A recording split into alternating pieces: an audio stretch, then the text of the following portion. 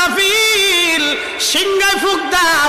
আল্লাহর এই ফেরেশতা সিংহা হাতে নিয়ে মুখের কাছে নিয়ে আল্লাহর আরশে মুআল্লার দিকে তাকায় থাকে, একটা সেকেন্ডের জন্য এদিক আর ওদিক করে না।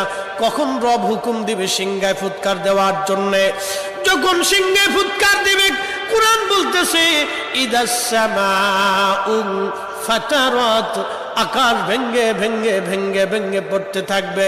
ওয়া ইদাল কাওয়াকিবু তাসারাত, সমগ্র নক্ষত্রগুলি ভেঙ্গে ভেঙ্গে ভেঙ্গে ভেঙ্গে পড়তে থাকবে।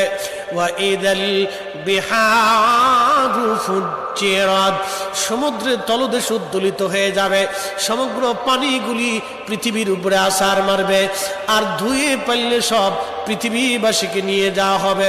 ওয়া ইদাল কুবুরু বুসিরাত, কবরের ভিতরে যাহা আছে সব আমার মালিক আমার রব বের করে দিবে।